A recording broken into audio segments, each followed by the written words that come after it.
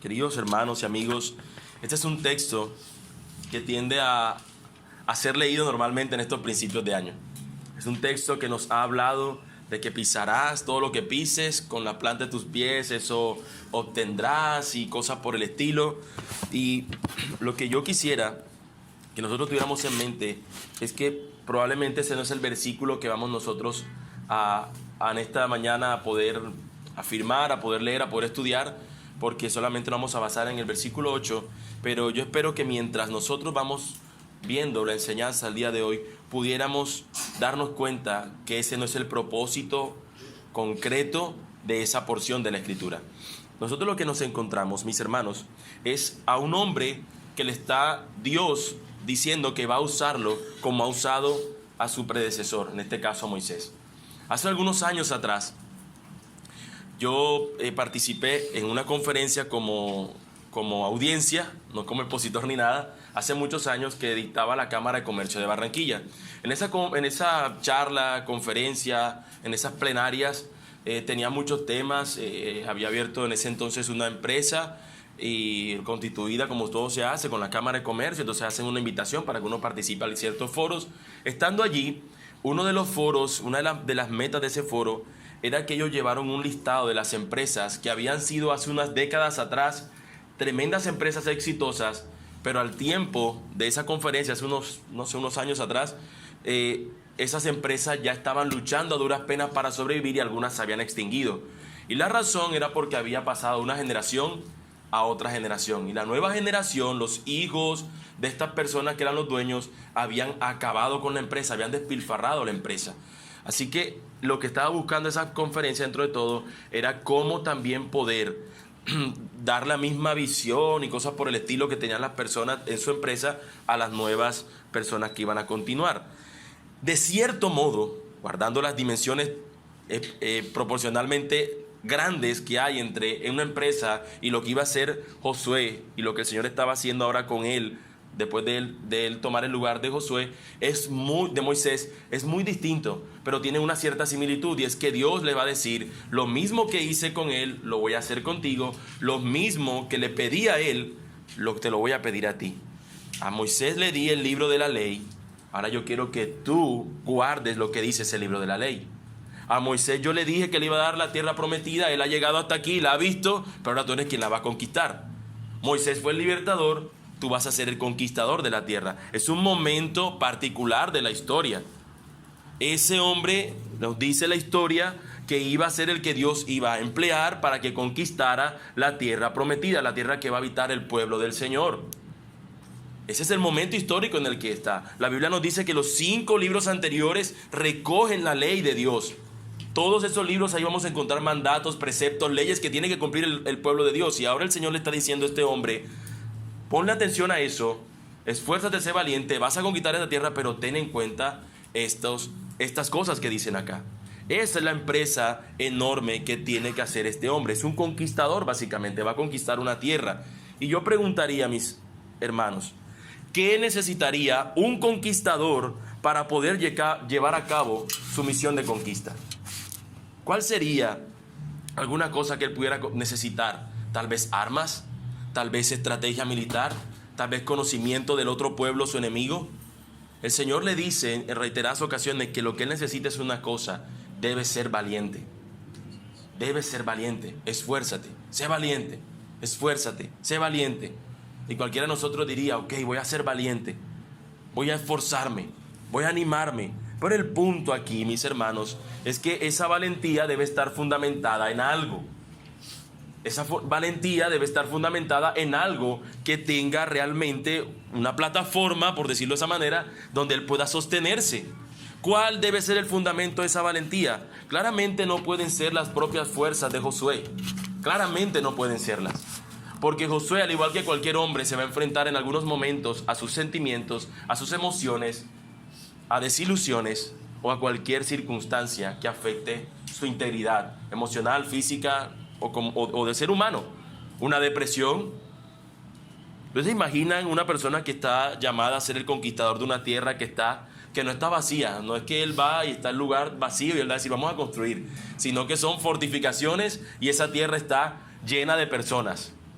que van a proteger a capa y espada su territorio, no que van a quedarse ahí, bueno, tome, se la entregamos, pase usted.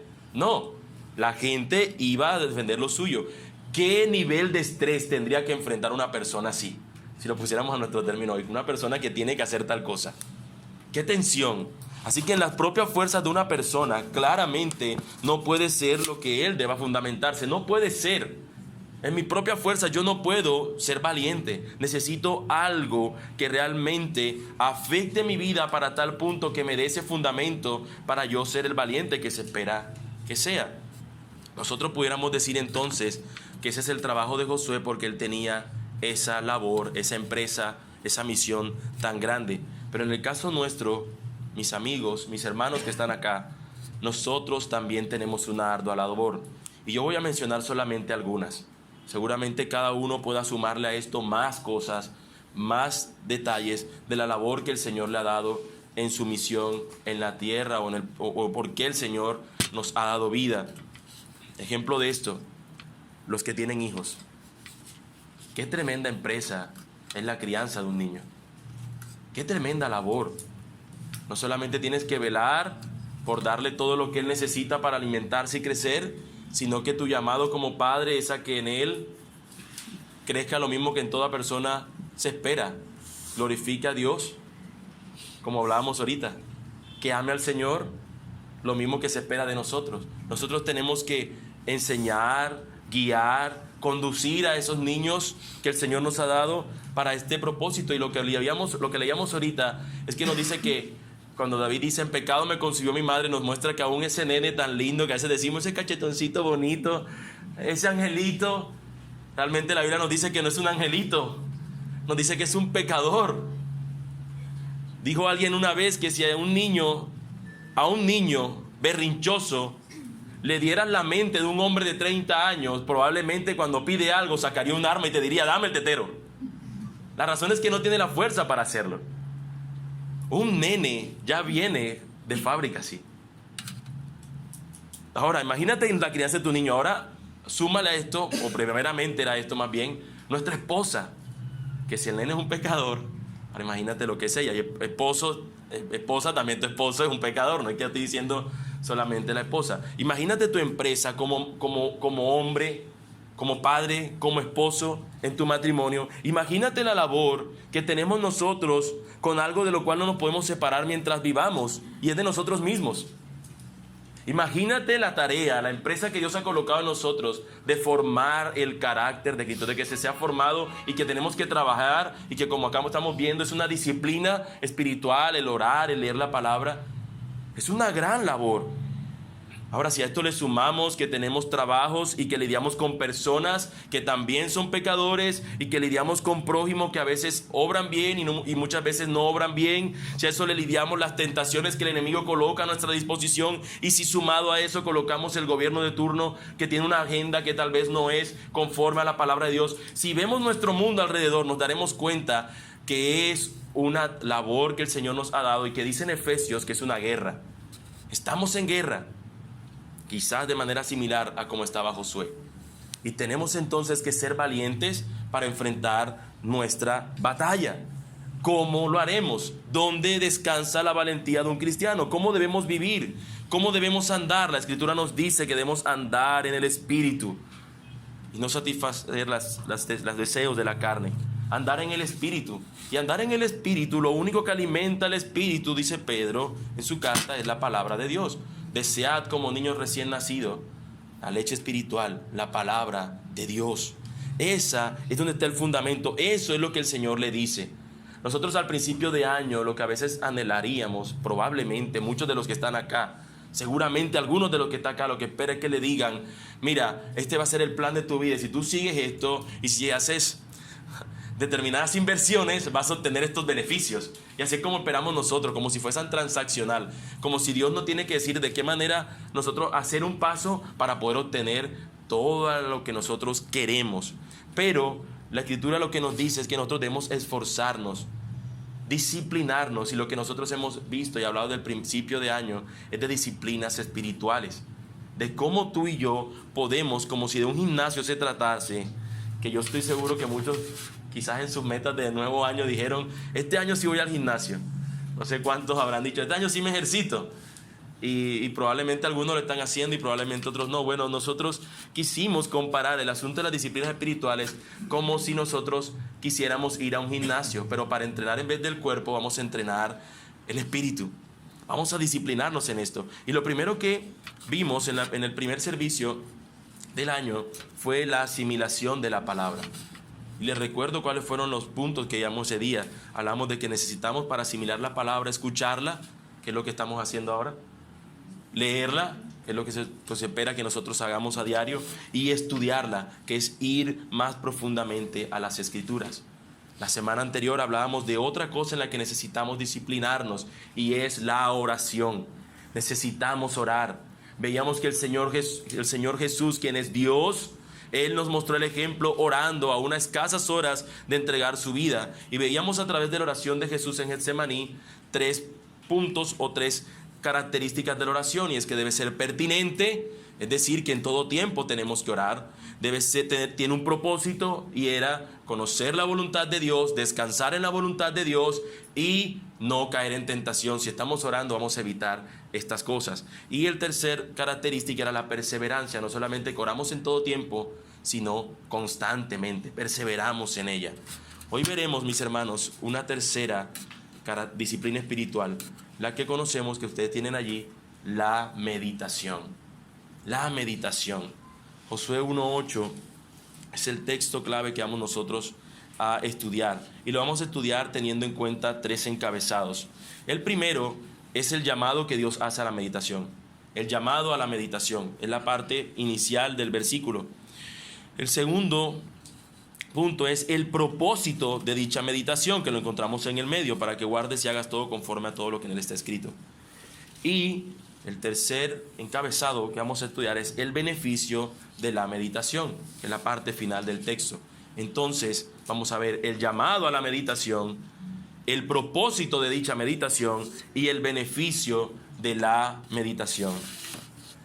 El llamado a la meditación, si nosotros buscáramos en el diccionario lo que significa la palabra llamado, ¿qué significa llamado? Si buscáramos en un diccionario, encontraríamos una definición así: acción de pedir a alguien mediante razones o ruegos que actúe de determinada manera o que haga cierta cosa. Es un llamado, es un deseo. Haz esto, mediante razones o ruegos, que esa persona actúe o haga determinada labor.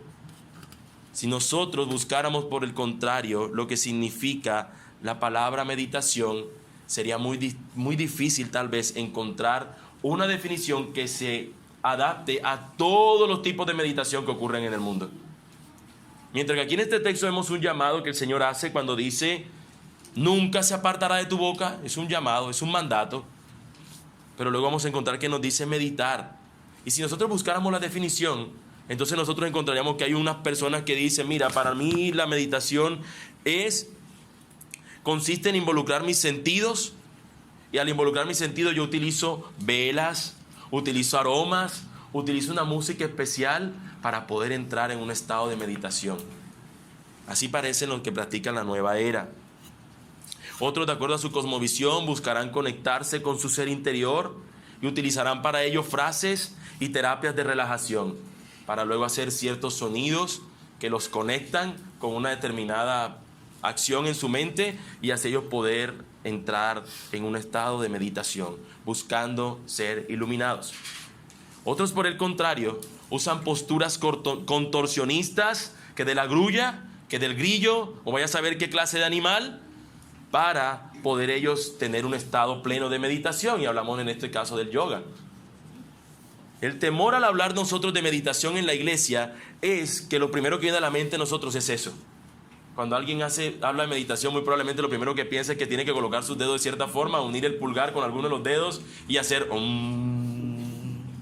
es lo que, y hasta cruzar los pies, ¿no? Es lo primero que muchas veces cuando hablamos de meditación, y algunos estaban como: ¿meditación? ¿Qué es eso? Y ya estamos no, ¿qué van a hablar? ¿Qué tendrá que ver meditación? No, el asunto es que nosotros tenemos inmediatamente a ver la cosmovisión que el mundo ofrece de lo que es meditación, y no lo que la Escritura nos dice que es meditación, y que es un mandato, o sea que Dios espera que nosotros lo hagamos. Dios espera que nosotros meditemos. Ahora, permíteme dar una pequeña diferencia. Todavía sigo tratando de que podamos seguir pensando en qué no es meditación y qué es la meditación bíblica. Permítame dar algunas diferencias. La meditación mundana te dice, pon tu mente en blanco. ¿Alguna vez lo has escuchado? Más terrible aún, ¿alguna vez has escuchado a un pastor que te ha dicho eso? Pon tu mente en blanco. No pienses en nada. Descansa tu mente, ponla blanco, ponle luces. Allí baja la luz de la intensidad y pon tu mente en blanco. Como si te fueras a desaparecer. La Biblia nos dice, en cambio, llena tu mente de la palabra. Renovaos vuestra mente como la mente del Señor. En vez de poner tu mente en blanco, en vez de vaciarla, lo que te dice es, aliméntate de la palabra. Llénala de la palabra. Esa es la meditación de acuerdo a la Biblia. La meditación mundana nos dice que tenemos que buscar un estado de pasividad mental, donde nadie te robe la paz, donde tú como que deambulas por acá y si alguno dice algo, espérate. No sé si alguna vez se vio una película donde las personas llegaban a un estado de ira y de repente la persona, cuando iba a entrar en ese ataque de ira, utilizaba una palabra para calmarse. Espérate, déjame decir mi palabra mágica, yo qué sé, para poder calmarse la persona. Su mantra, exacto. Necesito esto, o la persona tiene algo en la mano y empieza como a tocarlo, la pelotita de antiestrés, porque si no se desespera. En cambio, la Escritura nos dice que nosotros debemos de tener como una especie de que cuando las circunstancias están adversas, son contrarias, son duras, lo primero que nosotros tenemos que hacer, en vez de correr un mantra, es correr al Señor. ¿Por qué te abates, alma mía? ¿Por qué te afliges dentro de mí? Espera en el Señor. Ve al Señor, espera en Él, confía en Él. Y lo primero que hacemos es, espérate. Aquí tengo unas canciones en YouTube, una playlist de canciones que me recuerdan los sonidos de la naturaleza y necesito para mantener mi paz. La meditación, según el mundo, nos dice que tenemos que visualizar las cosas mentalmente para que se pueda crear nuestra propia realidad. Piensa en algo bueno y verás cómo todo empieza a cambiar. En cambio, el Señor nos dice en su palabra que debemos conectar el asunto de meditar en la palabra con la oración y que solamente una acción humana responsable y guiada por el Espíritu Santo es lo que podría cambiar las circunstancias. No es simplemente porque lo visione, lo visualice, digo, quiero un carro rojo y me va a llegar. No, así no funcionan las cosas. Eso nos dice la meditación del mundo y por eso cuando hablamos de meditación en la palabra o meditación según la Biblia, nos da temor. Porque nuestra cosmovisión también ha sido afectada por lo que el mundo ofrece de acuerdo a esta palabra. Y muchas veces, mis hermanos, dejamos que se nos roben cosas que el Señor nos ha dado en la palabra. Y por eso luego nos da miedo querer emplearlas, incluso la palabra meditación. Ahora, teniendo en cuenta esto, permítame entonces dar la definición de cómo sería la meditación cristiana o bíblica. Es una definición del autor Donald Whitney. Dice, el pensamiento profundo, la meditación es el pensamiento profundo en las verdades y realidades espirituales reveladas en las Escrituras, pero también reveladas o esa búsqueda profunda en la vida, o sea, meditar en lo que ocurre en la vida, pero teniendo en cuenta una perspectiva bíblica. Y el objetivo de esto es que podamos entender, practicar y luego orar. Ese es el objetivo de la meditación, que podamos observar la verdad bíblica que está allí, pero también que al observar nuestra vida podamos también hacer el mismo ejercicio, pensar profundamente en cómo la Biblia me da una perspectiva para vivir lo que está sucediendo a mi alrededor. Eso es lo que es meditar. Volviendo entonces ahora sí, mis hermanos, al texto, nos dice, nunca se apartará de tu boca este libro de la ley. He allí el mandato, nunca se apartará. Cuando leíamos en el versículo anterior nos dice, solamente esfuérzate y sé muy valiente para cuidar de hacer conforme a toda la ley que mi siervo Moisés te mandó.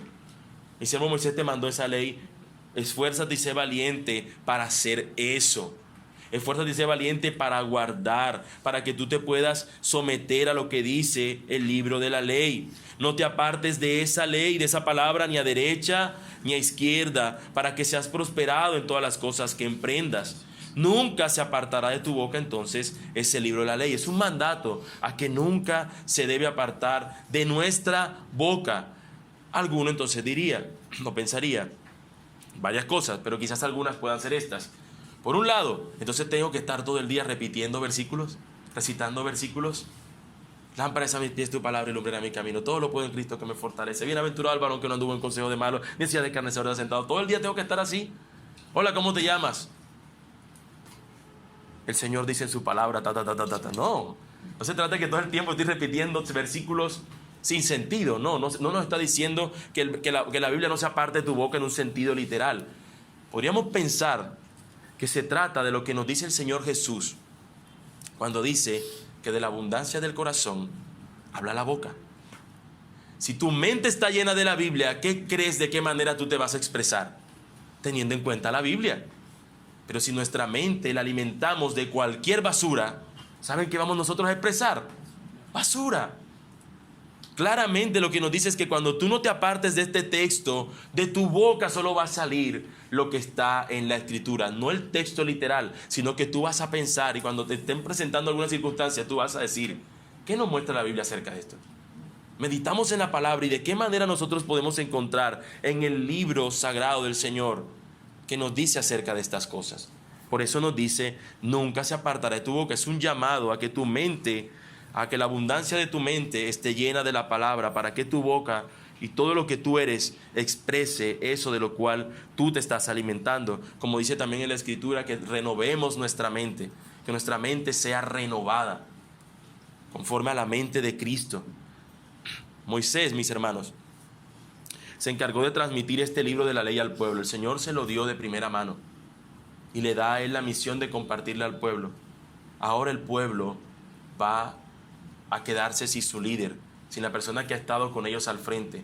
Y parecería que ahora no va a tener a alguien quien esté encargándose de que este libro el pueblo lo esté llevando a cabo. Por eso el Señor toma a un hombre, a un siervo, que curiosamente el Señor no hablaba con él. El Señor solamente hablaba a Moisés, ni siquiera a Aarón, que era el sacerdote. Hablaba por medio de Moisés al pueblo, era el mediador. Ahora el Señor toma a Josué, hijo de Nun, y empieza a hablar con él. Yo no sé por qué la Biblia no lo menciona, pero debió ser como curioso, ¿no? Todo el tiempo Josué solamente quedándose en la falda de la montaña, porque Moisés subía a la cima, allá se encontraba con Dios, habían truenos, habían relámpagos, había algo que manifestaba que Dios estaba ahí. Todo el mundo estaba lejos, el único que medio estaba más cerca de Moisés y entre la persona era Josué, pero se quedaba al bordecito de la montaña. Y ahora de repente el Señor soberano empieza a hablar con él y le dice, nunca se aparte de tu boca este libro de la ley. ¿No te parece curioso? Que más allá de cualquier cosa, el Señor lo que le da a esta persona es esfuérzate y sé valiente, pero en guardar estas cosas y verás cómo vas a prosperar. Y yo sé que algunos están pensando ya cuando vamos a llegar a ese tema de la prosperidad, pero primero tratemos de dar esta base fundamental. Nunca se aparte de tu boca este libro de la ley. El libro que le di a Moisés para que el pueblo lo guarde es lo mismo que te pido a ti que hagas, que guarden el pueblo, que guarde el pueblo esta ley. Pero no solamente eso, sino que nos dice, día y de noche meditarás en él. Día y noche, todo el tiempo, Josué, todo el tiempo tienes que hacerlo. Pero nosotros también, todo el tiempo, con hambre, sí, y si no tengo hambre, también. Con dinero, sí, y sin dinero también. Bajo la lluvia, bajo el sol, con ganas de leer la Biblia o sin ganas de hacerlo. Medita en ese libro. Es que hoy no tengo ganas, esa es la excusa. Facilidad. ¿Sabe cuándo vamos a tener ganas? Nunca. Por eso es una disciplina el buscar, leer la palabra. Tenemos que esforzarnos porque nuestra carne no quiere. Si tú colocas el celular y te dicen la película más grandiosa del año, 15 premios se ha ganado, en todos los festivales todos salen emocionados, es la mejor película de toda la historia. Y acá te dicen, es el libro que contiene la historia de la eternidad del hombre. ¿Y sabes qué vas a hacer en las 2 horas siguientes? Ver la película galardonada. Ahorita tengo tiempo para la Biblia. Así somos. Así somos. Tendemos nosotros a preferir siempre lo que alimenta nuestra carne que lo que alimenta al espíritu. Por eso es una disciplina. Por eso necesitamos disciplinarnos en esto, de ir a la Escritura y meditar en ella. Meditar es ir profundamente, buscar que ella nos alimente profundamente. Meditarás en él. Mis hermanos, ¿con cuánta urgencia necesitamos obedecer este mandato? ¿Con cuánta urgencia necesitamos nosotros ir a la Escritura y meditar en ella? alguien, el mismo autor que les mencionaba hace un instante, utiliza para que nosotros podamos entender cómo luce la meditación, utiliza esta figura. Imagínense, voy a utilizar este vaso, pero no es que lo tengo aquí, no tengo esto aquí a la mano, no puedo utilizar. Él dice que nos imaginemos como si fuese una taza de té, pongamos que esto es una taza de té, y que el agua es caliente, y ustedes saben que cuando uno mete el té en agua caliente, pues se extrae el sabor del té y todas las propiedades que contiene y el color también. Ahora él dice que cuando nosotros utilicemos esa figura, es como si nosotros empleáramos una bolsita de té y la sacáramos enseguida. Hacemos así, la sacamos, es simplemente cuando leemos la Biblia, cuando la escuchamos, otra zambullidita más así rápida, es como si nosotros tratáramos de memorizar la escritura.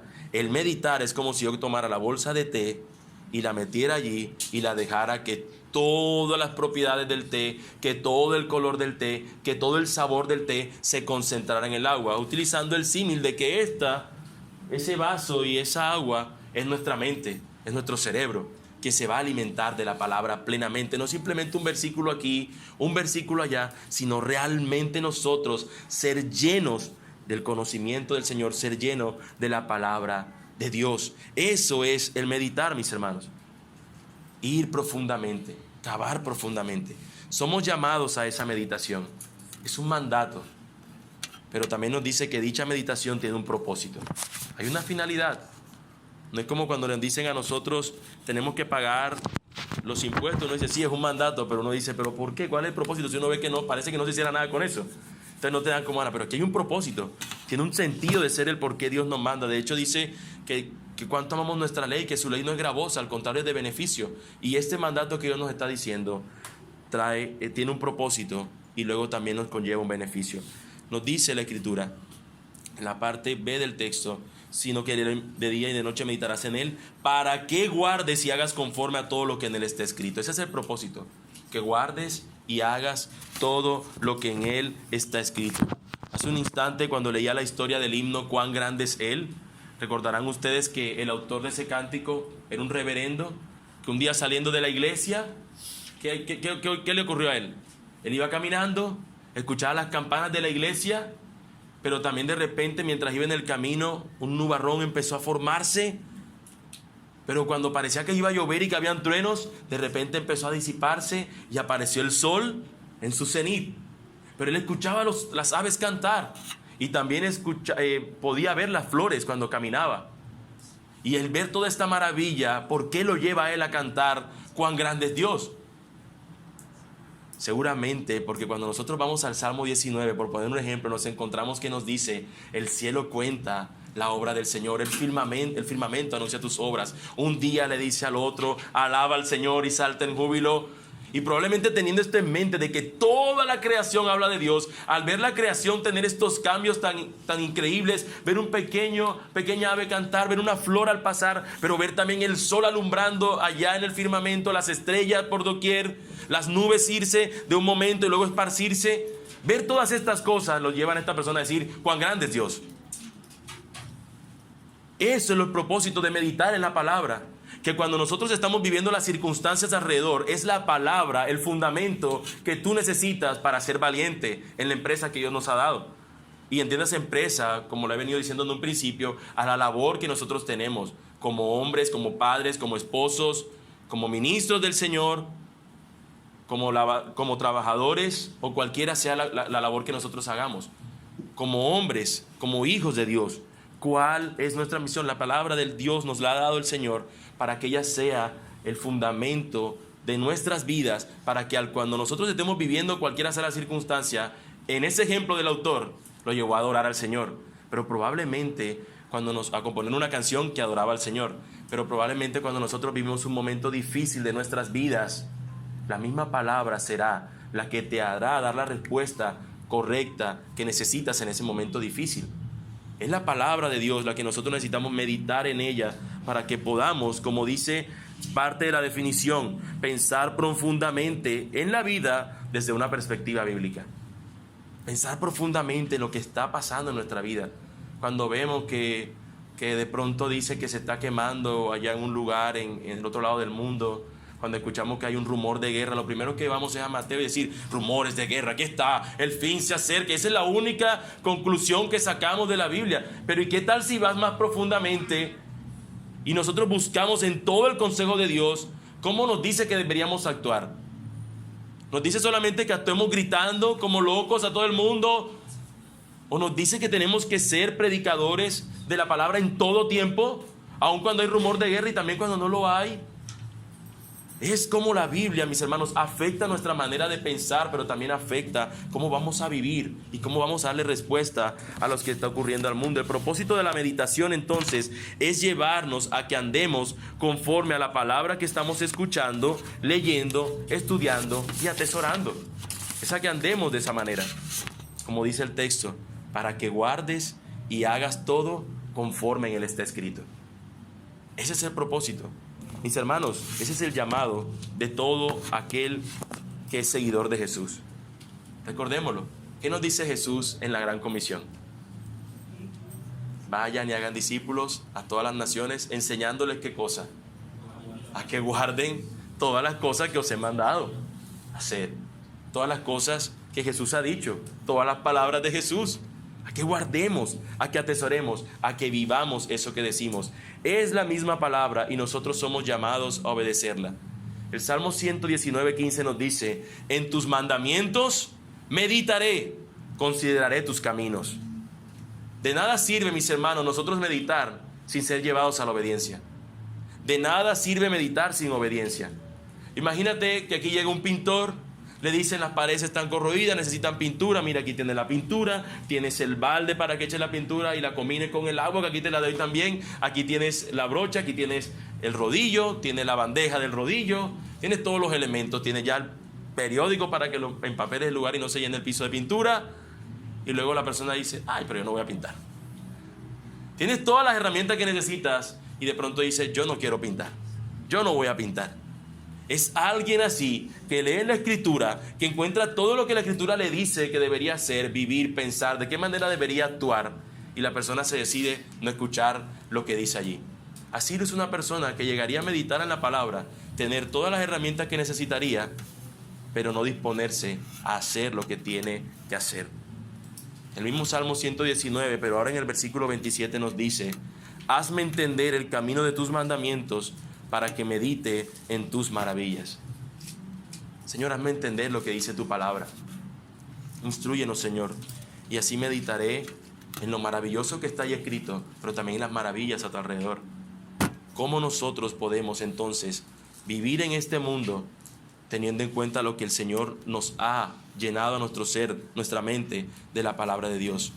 Alguien lo dijo alguna vez así: meditamos para entender lo que Dios está comunicando a través de su palabra. Meditamos para entender qué Dios nos enseña, qué Dios nos quiere instruir. Ese debe ser nuestro objetivo también al meditar, tener cuidado en hacer todo lo que Él nos ha mandado. Tener cuidado en hacer todo lo que Él nos ha mandado. Pero mis hermanos, amigos, además de que es un mandato el meditar, y además de que tiene un propósito, aquí vemos en este texto que también tiene un beneficio. Es beneficioso para nosotros, para nuestras vidas, esto de meditar.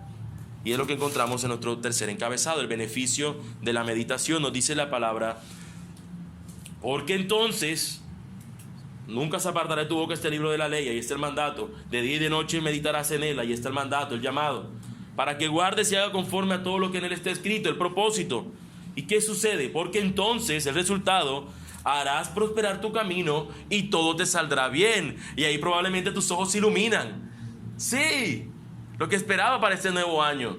Todo me salga bien. El año pasado no me gustó casi. 2019 no estuvo tan bueno. Tal vez pensamos que eso es lo que nos dice solamente el texto. Y seguramente es porque nosotros tenemos siempre algunas cosas en nuestra mente. Cuando vamos a la Escritura y leemos la palabra prosperar, bendecir, almacenar y cosas por el estilo.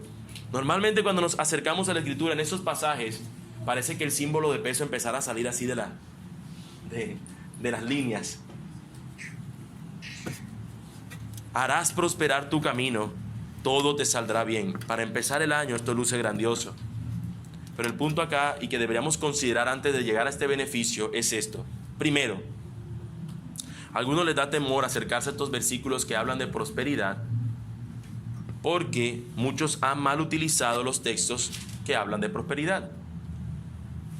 Los que promueven, los que predican, los que pastorean lugares donde el evangelio de la prosperidad es el que impera, y el evangelio de la prosperidad no es un verdadero evangelio, es un falso evangelio, donde lo que se enseña constantemente es que las personas son llamadas a tener riquezas aquí y ahora. Básicamente esa es la meta. Esas personas utilizan siempre mal textos como este. Lo utilizan para solamente sacar de aquí pesos, plata, dinero, recursos económicos solamente encuentran acá. Y a veces cuando nosotros sabemos que eso es lo que hacen, nos da miedo acercarnos a textos así, porque pensamos, no. Eso no es la prosperidad que habla, y nos corremos, nos vamos, huimos de eso. No queremos hablar, y esa es otra cosa que deberíamos considerar. No queremos luego hablar de la prosperidad porque otros la han usado mal. Entonces decimos, no, aquellos utilizan esa prosperidad para todo, yo mejor no hablo de prosperidad. Pero la Biblia nos habla de prosperidad. Aquí este texto nos dice, harás prosperar tu camino. Yo no puedo quitar ese versículo de ahí, simplemente porque otros lo mal utilicen. Ahí está diciendo, harás prosperar tu camino, por más que otros los hayan engañado a personas. El punto es que el enemigo utiliza eso para también engañarnos a nosotros, para que cada vez que veamos la palabra prosperidad, mejor nos saltamos el versículo y leamos otra cosa. Y el texto nos está hablando de eso. También podríamos caer en el engaño de no querer leer todo el consejo de Dios simplemente porque otros no lo han usado bien. La mala costumbre debe ser por esto que ocurre. Y es que tenemos esa mala costumbre de traducir la palabra bendición inmediatamente con algo de abundancia en lo material. Cada vez que leemos la palabra bendición, igual, le ponemos un igual ahí como una fórmula. Bendición en la Biblia, igual prosperidad material. Prosperidad, igual bendición en lo material. Parecería que tuviéramos como ese codificador en nuestra mente, que cada vez que leemos la palabra, este tipo de palabras, inmediatamente hará prosperar tu camino, todo lo que hagas te saldrá bien. Inmediatamente lo traducimos a riquezas materiales. Parecería que así funciona nuestra mente, no sé si me equivoco. Probablemente yo creería que acierto en decir que la mayoría de los que estamos acá tenemos ese traductor de fábrica. Probablemente. Debemos descansar, mis hermanos, en que seguramente lo que está aquí diciéndonos el texto incluye bendición también en lo material. Pero no solamente podemos pensar en eso, sino en todas las esferas de nuestra vida. Nosotros no solamente somos necesitados en lo material, necesitamos en todas las esferas. Y la Biblia alimenta nuestro ser para que nosotros podamos ser prósperos, no solamente en lo material. Si tú lees la Biblia con detenimiento, si meditas en ella, te darás cuenta que la Biblia da una fórmula para poder nosotros prosperar en lo económico. ¿Sabes cuál es? Trabaja diligentemente. Trabaja diligentemente y verás cómo prosperas. No seas flojo, no seas vago, y te darás cuenta cómo prosperas diligentemente si lo haces. Esa es la fórmula que nos da la Biblia. Por eso si le dice a él, no te apartes del libro de la ley, y él encuentra en el libro de la ley que le dice, tienes que trabajar, tienes que esforzarte, sé diligente. Una persona que sigue el consejo de Dios evidentemente va a prosperar económicamente, y no simplemente porque un texto dice sembrarás al 30 y obtendrás al tanto por ciento, porque no es así. Lo que dice ese texto no es eso, pero no es el tema aquí. Lo cierto es que nosotros no sabemos realmente cuál es el porcentaje que nos está diciendo el texto de cómo vamos a ser prosperados en las áreas de nuestra vida. No es que dice 10% en lo material, 15% en lo espiritual, 12% en lo mental. No, nos dice que vamos a prosperar. Y evidentemente ya acabo de poner un punto de cómo la Biblia nos habla acerca de la prosperidad material. Pero nos dice que también nosotros crecemos espiritualmente cuando tenemos y atendemos a lo que la palabra de Dios dice. Así que lo que nos está diciendo el texto es, vea la palabra, medita en ella y vas a prosperar, vas a ver cómo en tu camino las cosas van a salirte bien. De hecho, la Escritura nos dice, y ojo con el bien, no es un bien a lo que tú piensas, dice que todas las cosas para los que aman a bien al Señor conducen a bien. Muy probablemente cuando nosotros vemos al Señor Jesús teniendo que entregar su vida, podemos decir, yo no quisiera pasar por eso. ¿Quién de nosotros quisiera ahora que lo aserraran por la mitad como le pasó a los apóstoles? ¿Quiénes de nosotros quisieran ahora mismo disponerse y decir, yo quiero ser como Pablo? Murió allá en una prisión, lo llevaron y duró en una prisión encadenado y después lo llevaron y lo mataron. ¿Quién de nosotros pudiera decir tan tranquilamente? Ninguno. ¿Por qué? Porque eso no es lo que en nuestra mente está como el bien. Pero cuando vamos a la Escritura, nosotros nos damos cuenta que tal vez el bien que nosotros consideramos muchas veces no es el bien que considera el Señor. Nabucodonosor tuvo riquezas, pero esas riquezas, aunque eran bien para nosotros en lo humano, realmente era un hombre lejos de Dios. Salomón, mientras no tuvo nada, el poder que tuvo, un hombre entregado al Señor. Señor, dame sabiduría. Qué bueno Salomón. Tan pronto empezó a tener el bien que nosotros anhelamos, empezó a desviarse. Así sucede. Muchas veces el bien que nosotros pensamos no es el bien que el Señor tiene para nosotros. Pero una mente que medite en la palabra de Dios, que profundice en ella, podrá decir como Pablo: oh Señor, sé lo que es vivir en la abundancia, sé lo que es vivir en la escasez, porque todo lo puedo en Cristo que me fortalece. ¿Tú sabes la palabra tan difícil que debe ser decir eso? Pero en Pablo es un hombre que seguramente estaba clavado, estaba fundamentado profundamente en la palabra del Señor, para que en la mazmorra donde se encontraba, al lado donde había solamente desechos de humanos, todos los fluidos que un humano expulsa estaban a su alrededor, en una prisión oscura, lejana, allí abandonado. Pero en medio de eso él dice: todos los que están aquí conocen el Evangelio porque se lo he predicado. Y luego anima a unas personas y les dice con gozo: les amo entrañablemente, gócense en el Señor, vamos, cobren ánimo. Estando esclavizado, estando encadenado a una prisión, sí, porque una persona que está fundamentada en la palabra de Dios, las circunstancias a su alrededor no son lo que lo afectan, lo que lo sostiene a él es su fundamento, es la Escritura.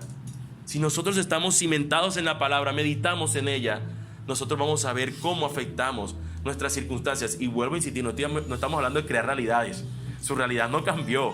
Él sigue estando encadenado en una prisión, pero él pudo soportar todo esto porque él lo podía en Cristo, quien finalmente es lo que la Escritura nos habla de nuestro Señor Jesucristo. Podríamos decir: mira, solamente este texto es el que nos habla de una prosperidad o de una bendición al nosotros meditar. Pero fíjate lo que nos dice el Salmo 1, que fue leído esta mañana. Nos dice: bienaventurado el varón que no anduvo en consejo de malos, ni estuvo en caminos de pecadores, ni en silla de escarnecedores asentado. Versículo 2, vamos a leer hasta el 3. Sino que en la ley de Jehová está su delicia. Él se deleita en eso. Ahorita vamos a comer y probablemente tú lo que quieras comer es algo delicioso. Vamos a almorzar seguramente, ¿cierto? Y él está diciendo que la delicia de este hombre bienaventurado es la ley de Jehová. Y en esa ley, ¿el que hace? Medita día y noche. Y esa persona que medita será como árbol plantado junto a corrientes de aguas, que da su fruto en su tiempo y su hoja no cae, y todo lo que hace prosperará. Lo que nos está diciendo el texto es que nosotros deberíamos ver la Escritura como una afluencia de agua, donde si un árbol está a ese fluir del agua, ese árbol va a crecer robustamente y va a dar fruto, va a prosperar. Y vuelvo a decir, no pensemos la prosperidad únicamente en lo material. Piensa en que cómo el Señor está cambiando tu vida por medio de su palabra, y te darás cuenta que el hombre airado que eras hace unos años probablemente ya no lo eres. Porque eso también es prosperar espiritualmente, crecer en los frutos del Espíritu. Nosotros nos damos cuenta cómo la palabra alimenta nuestro ser para que ahora demos frutos distintos. Pero ese es el Antiguo Testamento. Pero en el Nuevo también encontramos que la Escritura nos dice y nos habla acerca de esto. Si leemos en Santiago 1:25, voy a leerlo para ustedes, nos dice la palabra del Señor: mas el que mira atentamente en la perfecta ley, la de la libertad, y persevera en ella, no siendo oidor olvidadizo, sino hacedor de la obra, este será bienaventurado en lo que hace. Oidores, no solamente oidores, sino hacedores de la palabra. Aquellos que meditan en ello para ponerlas en práctica, verán cómo sus vidas son prosperadas. Yo te pregunto, si tú has cimentado tu matrimonio en la palabra, ¿acaso no luce distinto a aquellos que no están fundamentados en la palabra? Debería serlo. Y eso es prosperar. Probablemente ya tú tienes, de los que se casaron en tu generación, amigos que se han casado contigo, ya tú veas que algunos ya se han hasta divorciado.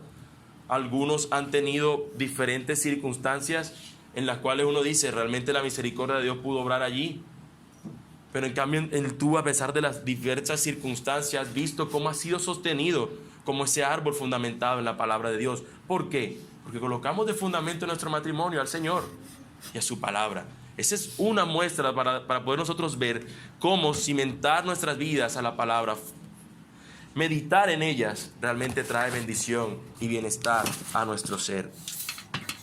Josué es el que es llamado en este texto de Josué 1:8 que leíamos a considerar esto.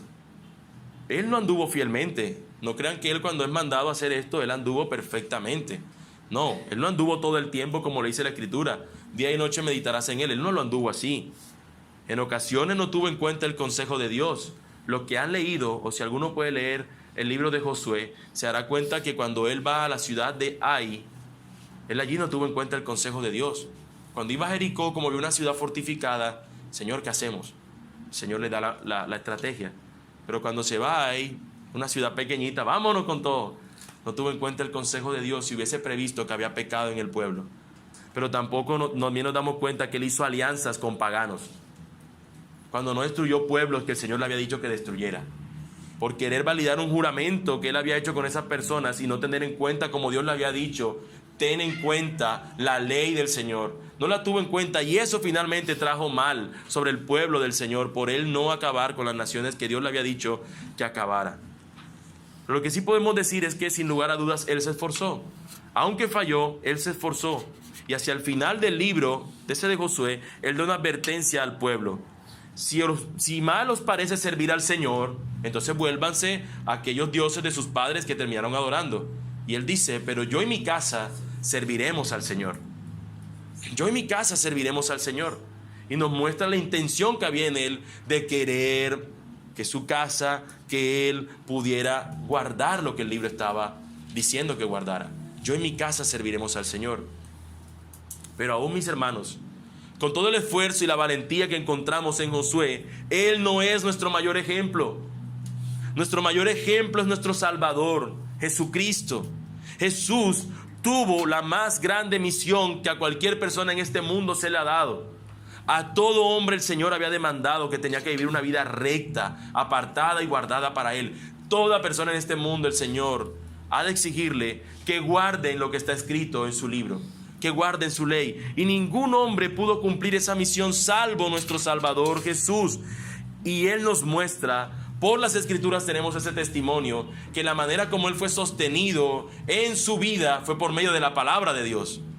Cada vez que se iba a presentar una circunstancia, en la observación que Jesús hace es para llevarlo a Dios, para glorificar al Señor, para enseñar algo que tenga que ver con respecto al reino al cual Él pertenece. Pero cuando nos vemos en el ejemplo que Él está siendo tentado en el desierto después de 40 días de estar allí deambulando, hambriento, el Señor vence al enemigo utilizando una espada, la espada de la palabra de Dios. Usando la espada, Él puede vencer al enemigo. Es Jesús nuestro ejemplo, quien pudo llegar al final de la misión o del trabajo o del propósito por el cual vino Él, o por el cual se encarnó, como nos dice la Escritura, que es salvarnos. El Señor nos muestra que todo aquel que se dispone a ser guiado por el Señor lo hace porque es guiado por su palabra. Jesús nos da este ejemplo de meditar en su palabra y vivirla acorde a ella. ¿Qué te hace pensar entonces que tú no necesitas la palabra de Dios en tu camino? ¿Por qué ignoramos la palabra de Dios en nuestro diario vivir? ¿Será que acaso nosotros nos creemos autosuficientes? ¿Que creemos que no necesitamos del consejo que ella ha de darnos? ¿Que no necesitamos ser instruidos por el Señor? Tal vez tú has sido de los que han buscado meditar en otras cosas, como las que mencionábamos al principio. Tal vez cuando tu hijo te hace enojar, lo primero que haces es, tenemos que contar hasta 10, tenemos que contar hasta 10, tenemos que contar hasta 10. Cuando probablemente el Señor te dice cómo deberías estar criando a tu hijo más que simplemente contar hasta 10. Hay niños que hacen contar a sus padres como hasta 1,000,000. Y cuando van por 900, 1595, el niño vuelve a hacer otra vez o algo y tengo que empezar otra vez de 1 hasta el 1,000,000. Pero eso no es lo que nos dice la Escritura. La Escritura también nos enseña cómo los padres deben criar a sus hijos. ¿Has leído en la Escritura cómo deberías instruir a tu hijo, por ejemplo? Eso es parte de lo que estás haciendo en tu vida. Te has casado, tienes hijos, ¿has leído cómo tú eres llamado a criar a ese niño en la palabra? Solamente por colocar un ejemplo de todo lo que representa nuestra vida. ¿Te das cuenta cómo nosotros hemos creído que lo podemos criar a nuestra manera, a mi manera, como esa canción icónica de un cantante de ascendencia italiana, norteamericano, para no decir su nombre, a mi manera? ¿Te das cuenta cómo tú has dicho, no es la palabra del Señor, yo quiero criarlo así es mi forma? En algo como eso nosotros hemos dispuesto no tener en cuenta el consejo de Dios, y así, si empezamos a colocar ejemplos, vamos a ahondar en más cosas sobre nuestra vida. Tal vez has buscado meditar en otras cosas y tú sabes que eso no ha funcionado. Pero hoy el Señor nos muestra en su palabra cuál es el camino que nos conduce a bien, que nos conduce a un destino realmente próspero. Y vuelvo a entender, no piense cuando digo próspero solamente en símbolos de peso. Próspero en todo el sentido de que la palabra de Dios nos ofrece de lo que es prosperidad. Nosotros tenemos que seguir su palabra. Esa palabra que nosotros a veces hemos creído que nos debe alumbrar cómo va a ser el camino nuestro este nuevo año. Este año recién ha comenzado, pero ya estamos a 19. Ya se ha ido rápido 19 días del 2020. Es increíble. Este año anda muy rápido. Pero en los 19 días que hemos tenido, que han pasado, yo te pregunto, ¿has considerado la necesidad de meditar en su palabra? ¿Lo habías considerado? ¿Lo habían hecho? ¿Y qué tal si empezamos desde hoy? Falta resto de año y resto de vida, no sabemos hasta cuándo hemos de vivir.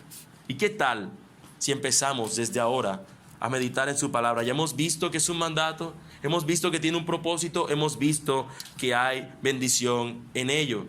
¿Qué tal si nosotros hoy nos disponemos a andar en su palabra? Si te das cuenta, amigo que estás acá sin Cristo, que no lo conoces, que tu vida andas deambulando de otra manera. El día de ayer, las personas estuvieron dispuestas a escuchar el edicto de una reina que es temporal, efímera, algún día morirá igual que nosotros. Pero el decreto, los lineamientos, el libro de la ley del rey que es eterno, disponte a escucharlo. Pero no solamente eso, sino que ese rey eterno dispuso a encarnarse y entregar su vida para salvar a pecadores. Y yo espero, amigo mío, que tú puedas rendirte a este Dios, a este rey que ha entregado su vida para salvar a pecadores. Aún estás a tiempo de redireccionar tu vida bajo la luz que te da la santa palabra de Dios. Saca tiempo para dedicar a la meditación de su palabra. Al igual que la oración, emplea un tiempo específico para hacerlo. Pero también, amigo mío, hermano, usa el resto de tu tiempo que tú estás viviendo para que sea una constante meditación al Señor. Como dice en su palabra, Salmo 119, 97. Oh Señor, cuánto amo yo tu ley. Todo el día es ella mi meditación. Oremos.